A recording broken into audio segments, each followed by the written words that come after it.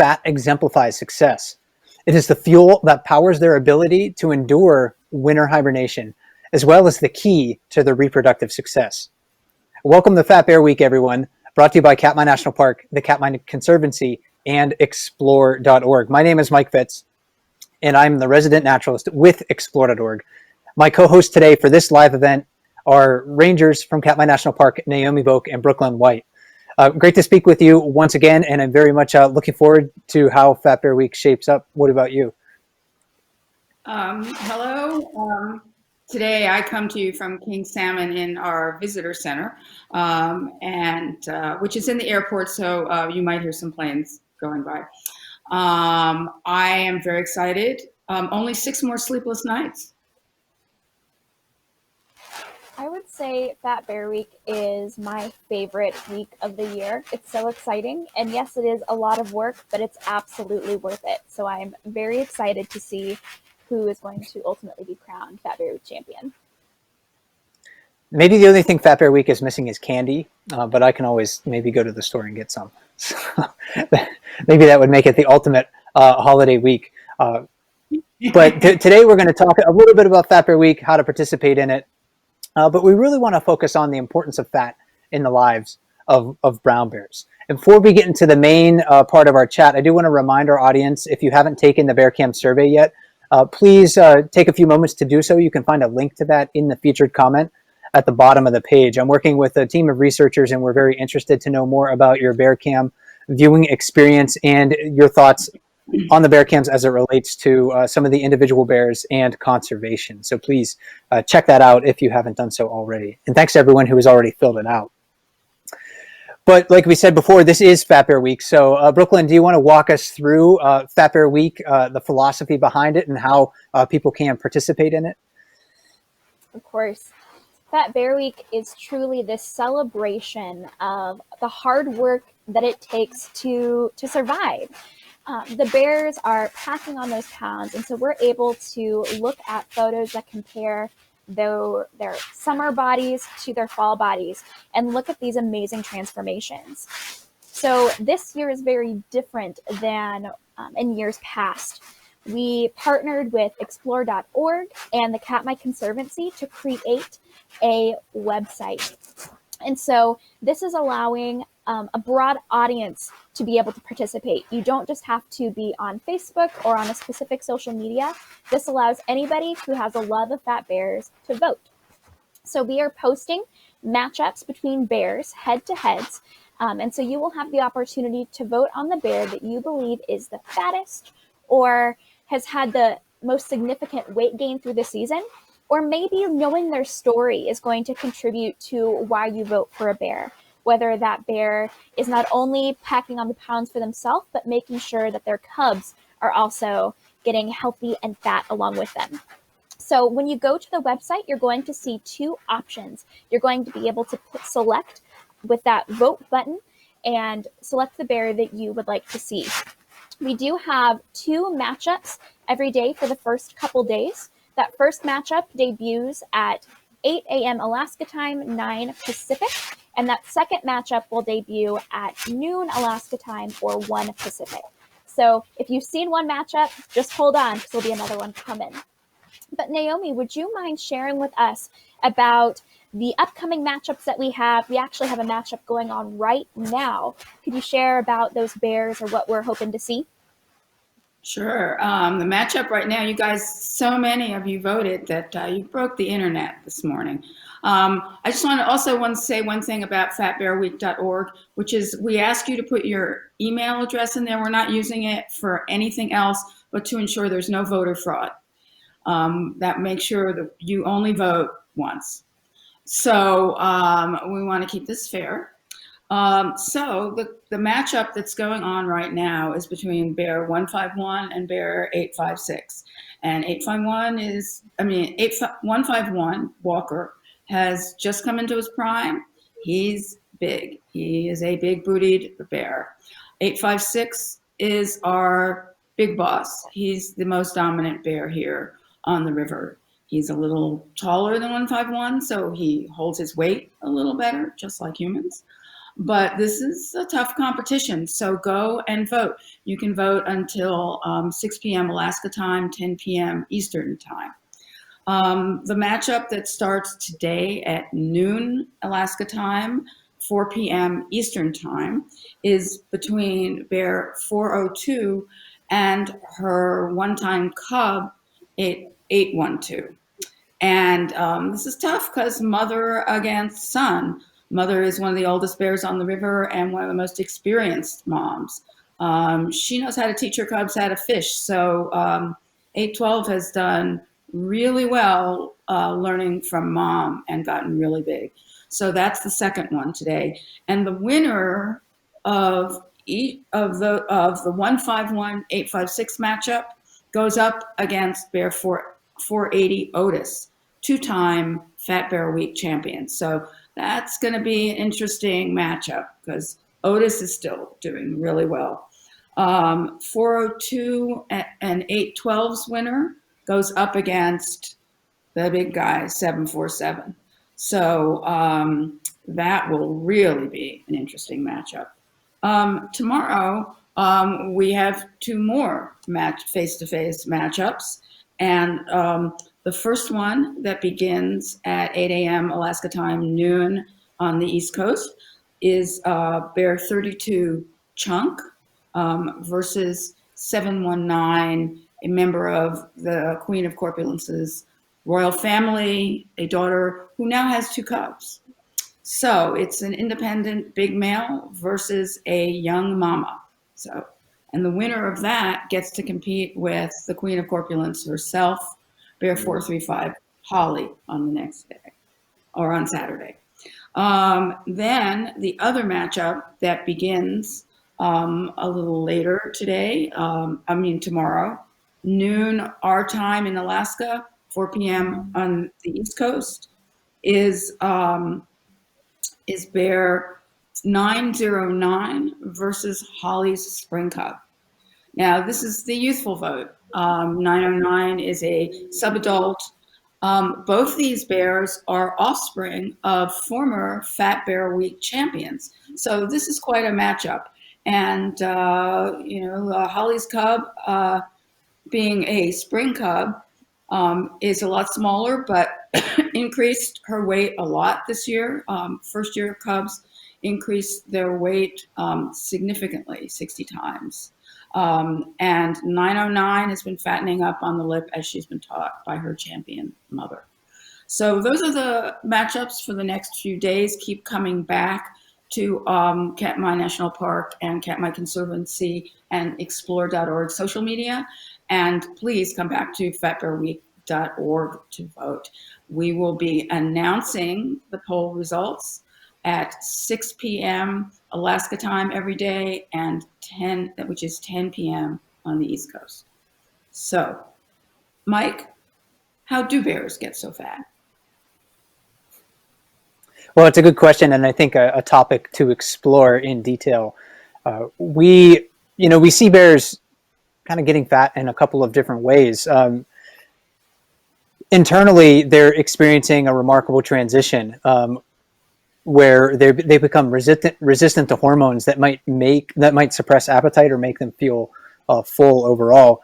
And right now, they're experiencing a phase in their life called hyperphagia, and that essentially means just excessive eating.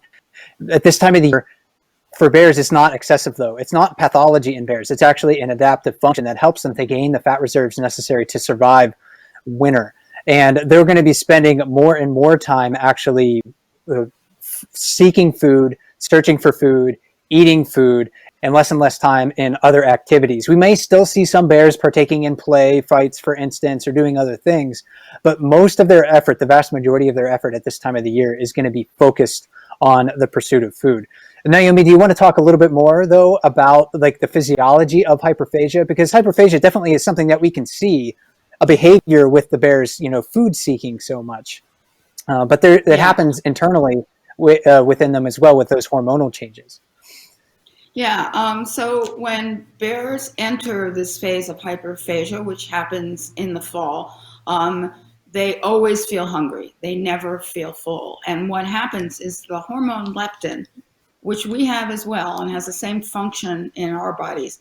Leptin tells us that we're full, that we don't need to eat anymore.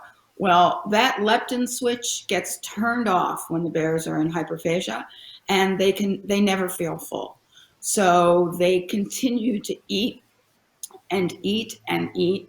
And we see behaviors of this. We see them constantly eating. We see cubs demanding food from their mothers, fighting with their siblings over fish scraps in the lower river. And that's because they are constantly hungry.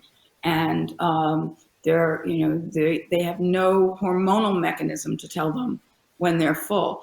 As the season wears on, the metabolism slows down some, and they slow down, and this coincides with the disappearance of the dead salmon scraps. By then, they've eaten most of those scraps, or the scraps are just not good enough to eat, and so they start slowing down and eventually head off to their dens. And Brooklyn, tell us about the importance of salmon in the lives of these bears in getting fat for denning.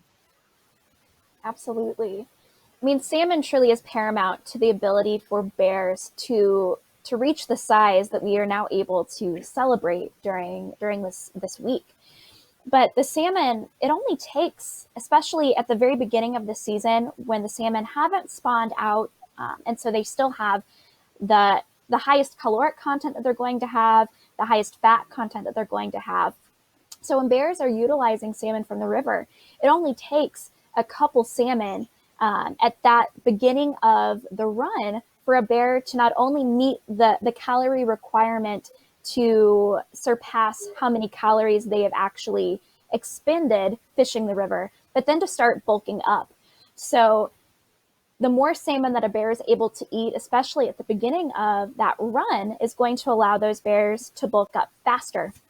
But salmon remain that primary food source for bears on the river all the way until the end of October, beginning of November, when those last salmon scraps, as you mentioned, Naomi, have started to dissipate.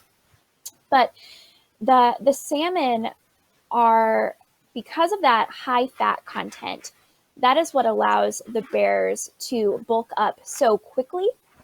And it also allows the bears to reproduce, as we are going to look at here. So, Mike, would you be able to share the significance of fat for bears kind of in that beginning stage of life? Because it has a different significance to depending on the age of a bear, whether it's a cub, a subadult, or an adult. The importance of fat kind of changes in each phase of life. So could you share about the importance of fat for cubs? Sure thing. And I think we're going to try to talk about some of the individual bears in Fat Bear Week and relate it to the importance of fat to their specific lives. And I think it's perhaps appropriate to start with our youngest cub in Fat Bear Week, talking about how fat is important to it. And that's 435 Holly's cub. We were looking at that live camera footage just a few moments ago. That was Holly and her cub in the mouth of Brooks River, continuing to try to get fat and scavenging any salmon that really can't swim away. You know, when they're in the water, it's hard to tell just how big these bears are. Holly's cub, though, is sizable. She looks small compared to the other bears, but Holly's cub at this time of the year probably weighs about 60 or 70 pounds, and that's a remarkable weight for a bear to have, considering that when she was born in late January or early February, she only weighed about a pound. So when you look at the overall growth of all of the bears in Fat Bear Week, the Holly's cub has grown proportionally more than any of the other bears. And the fuel, again, that allowed her to really gain so much of her body mass over the summertime and springtime has been fat. It's coming mostly in the form of mother's milk. When cubs are born, they're born in the den in midwinter while mother is hibernating. They only weigh about a pound at that time. And they immediately just begin to suckle. About the only thing that they can do is suckle and cry. And mothers are very attentive in the den at that time of the year to their cubs crying. They'll continue to nurse throughout the denning, through the rest of that denning cycle. Once they come out of the den, a cub might weigh 12 or 15 pounds or so, but his growth rate really skyrockets during those first few months outside of the den. And as we can see now with Holly's cub, I mean, it's grown tremendously over the past several months. It looks like almost a completely different animal compared to what it looked like in June when we first saw it at Brooks River. I wouldn't be surprised if Holly's cub is actually more than 70 pounds now. We know that spring cubs at this time of the year at Brooks River generally weigh around 60 or 70 pounds or so, but Holly's cub looks kind of big, so I wouldn't be surprised if it was actually a little bit bigger. Going into the den this year, Holly's cub needs to survive on her own body fat reserves. So she won't be nursing inside of the den anymore. So her physiology is going to transition into what we would normally consider to be a hibernative physiology for brown bears. So she is, getting fat not only just to put body mass on and grow her frame over time, but she needs those fat reserves to survive winter hibernation, just like all of the adults and independent bears that we see along Brooks River. For those young independent bears, like the subadults like 909 Brooklyn, they're facing maybe some similar constraints to get fat and survive winter as a cub might, but they don't have mother's guidance anymore to help them survive. It's true. Being an independent bear comes with a variety of challenges. As you mentioned, Mike, a young bear, they are growing not only in size but in stature. And so when we're looking at an independent bear like 909, not only is she bulking up, but she is also growing as a bear into her adult size. So as we look at 909, we can see that she has been able to utilize the fishing techniques that she learned from her mother by watching. Now, an independent bear still has to do a lot of testing. They're figuring out, how do I actually utilize the river? I may have seen how other bears fish, but doesn't mean I can do it myself. So she has had to learn how to utilize different spots on the river, but specifically the lip, which is one of her favorite spots to fish. And she's gotten really good. As we can see, she has gained a lot of weight. And this is important because when she goes to den, she is responsible solely for her survival. So the salmon that she has been able to collect and the fat that she has put on her body is what is going to keep her through, what is going to allow her to survive winter and emerge next spring. So we're going to see how she continues to grow because she's not done growing yet. She is not yet an adult bear, so she still has plenty of weight and height and size to gain as she continues to grow. But it's really interesting to see how a young bear transitions into a young adult bear. And Naomi, you can share with us a little bit about the experience that 812 has had as he transitioned into adulthood and what the significance of the fat that he's been able to put on means for him on the river. Yeah, well, bear 812 is a young adult bear, a few years older than 909, and the bears still are growing at this stage. We classify them as young adults around age 5 because that's about when they mature sexually. And then they're still doing a lot of growing. They can grow into their teens, as we've seen with some other bears.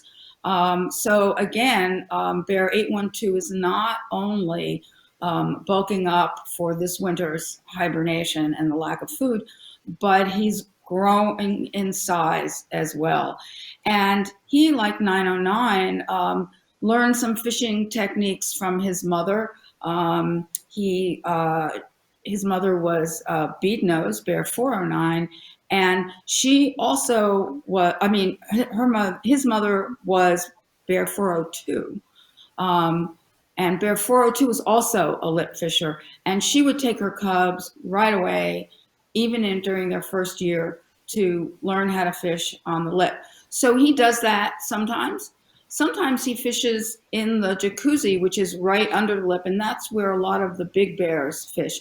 So he didn't learn that from 402. He learned it from watching other bears, which is also interesting. And he has some distinctive fishing habits, like he likes to bring his catch to a big rock to eat. So he has some dining tables out there next to the jacuzzi and above the falls. And look at the difference in his size from June until late September. He really learned how to put on the pounds. And so he's really ready for hibernation. Mike, what happens with bears in terms of reproduction? I know that hierarchy is really important as bears grow up, and also what happens in terms of reproduction and being able to be fat? That is, well, it's vitally important to a bear's reproductive success as well. I think we're going to try to get into a couple of examples of this with two of our Fat Bear Week bears, such as number 402 and number 856. Both of those bears kind of have a soap opera-like relationship with one another. They've been seeing coupling, over several years. There's many other life events associated with them that we can't get into right now, but they definitely have a complicated relationship. They're one of the 402 is one of the largest females on the river. 856 is the river's most consistently dominant male over the last several years, and fat is vitally important to both of those animals. Females like 402 Brooklyn, they need a certain percentage of fat actually to be able to bear young in the den and support their offspring inside of the den. 402, when we take a look at her, she's perhaps not just eating for herself right now, but she could be pregnant with cubs right now. It's very possible. And what is so fascinating about the process of pregnancy with bears is that it takes having that percentage of fat for a bear to truly become pregnant. And so we have seen this growth of 402. And so it's very possible that when we see her emerge next spring, that she will have cubs in tow that she gave birth to in the den. As we mentioned earlier, describing the significance of fat to cubs, her fat not only is going to allow her first to be successful in pregnancy, but also if she does have cubs, those cubs are going to be relying on that fat to produce mother's milk and to have that density of calories that are going to allow those cubs. Oops. Oh, maybe we lost Brooklyn. Yeah, I think we lost Brooklyn. Okay, maybe I'll just kind of carry her thought along while we wait for her to reconnect. Inside of the den, again, mother bears aren't eating or drinking, but they're giving birth. It's actually remarkable. Bears are the only mammals that will give birth while hibernating. So that period of time is a time of limited calories overall, and need to somehow support the growth of their newborn cubs. It's difficult for mother bears to support the growth of newborn cubs in their womb without a protein source, though. It seems like fat has maybe a difficult time, crossing the placental boundary. So when brown bear cubs are born, they're born really kind of like we talked a little about before, they're sort of premature in that sense. They're not able to really move about. They're completely reliant on their mother, and the mother is able to draw energy from her fat reserves into her lactation process and provide really fatty milk that allows those cubs to survive. I think, Brooklyn, are you back? I think we were just kind of trying to carry some of the thoughts that you were mentioning before. But yeah, drawing fat from mother is able to draw from her fat reserves to provide milk to her cubs instead of relying on her protein reserves if she were to have a longer pregnancy. Or the pregnancy of bears is actually pretty short. It's only just several weeks. Yeah, so when we are looking at just the success of 402, she has a long history of successful litters with multiple cubs. So it's very likely that we're going to see her yet again return with more cubs, given her very fertile past. But this success and this weight gain is truly then going to be a reward for her and her cubs in the future. So it's exciting to see this continued success of this bear. But reproduction is not just for female bears when we're looking at interactions along the river. Naomi, could you share a little bit about the importance of fat when it comes to males on the river and what that means for reproduction? Sure. It means a lot. We talk about bear 856, who is a bear around 20 years old, and he has been the most dominant bear on the river for almost a decade. And so there are a lot of things that go into that. Attitude is one, and he certainly has that. Size is another. Some bears can move up in the hierarchy just because of their size. And we talked a little bit about young adults and when they grow, and part of what they learn as they grow is their position in the hierarchy. What fishing spots will they be allowed to be in? And as they mature as adults, what females they will have access to. And a bear that is as big and fat and dominant as 856, he's able to have his choice of females. Now, bears do court females. They don't just say, I want you, and that's it. But it does, 856 does have more options because other male bears are not going to challenge him very often for access to females. So, but on the flip side of that, we saw bear 856 spend almost 2 weeks following and courting the wonderful 402. And during that time, he was not fishing as much. So it's the flip side of having those access to females. He had to pursue her for almost 2 weeks and spend less time fishing and more time following her. But he caught up after that.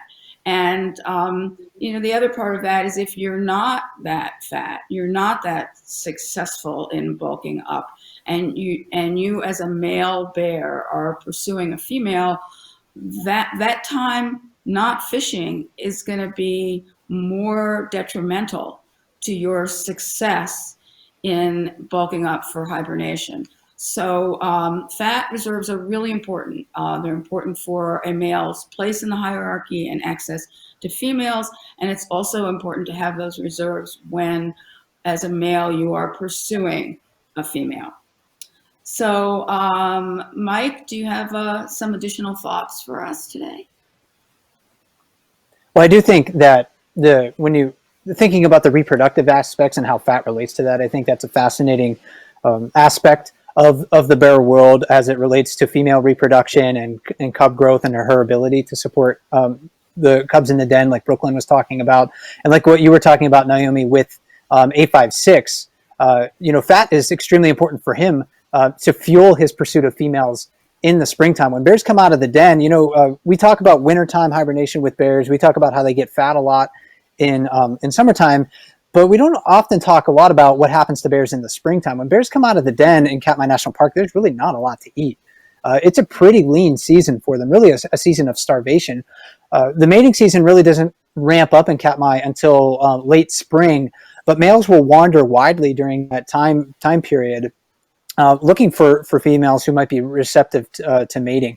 And fat really is, the fuel, those leftover fat reserves from the hibernation period and from at this time of the year when they're bulking up. That's going to allow them to pursue, that's going to provide a lot of energy that's going to allow them to pursue those mating opportunities when they might not be feeding as much and still losing weight. So the mating season really is a time of the year when bears are kind of at their leanest. They're not finding a lot of really high calorie food sources until the salmon arrives. So fat is vitally important for both males and females during that time of the year. Overall, though, fat I think is we can't overstate its importance when we're thinking about it's how it relates to brown bears. We can I want to remind everybody, of course, to be sure to cast your Fat Bear Week vote at fatbearweek.org. Fat Bear Week really is a celebration of bears and salmon and the health of Katmai and Bristol Bay. Bears are perhaps a conspicuous example, maybe the most conspicuous example of the region's productivity and an ability to support the last great salmon run on Earth. As a fuel for a bear's reproductive success and overall survival, though, it really is hard, like I mentioned before, to overstate the importance of fat. Young and old bears need ample fat reserves to survive winter hibernation. Pregnant bears need fat to give birth and nurse their cubs while still hibernating. And outside of the den in the spring, a bear's remaining fat reserves are necessary to sustain them during a time of year that typically has little reliable food. So as you cast your Fat Bear Week votes, again, fatbearweek.org, consider the challenges each bear must overcome in order to get fat and what its fat reserves ultimately mean for its survival. Brooklyn, Naomi, it was always great to speak with you, and thanks for helping me co-host this kickoff live chat for Fat Bear Week. It's great. I agree with Brooklyn. Best week of the year. Yep, I couldn't be more excited to see what happens. And thanks to the Explore.org tech team for making these live chats possible and making the Fat Bear Week website a success. And thanks to the army of our Explore.org volunteer camera operators who are driving the cameras and giving everyone such a wonderful bear viewing experience at Brooks River. Go check out the bears on Explore.org right now, explore.org/bears. And also, again, please vote in Fat Bear Week for each one of the matchups. And don't forget, Team 747, you need to step up. So let's go 747. Have a great day, everyone. My name is Mike Fitz with Explore.org. And please stay well during these challenging times.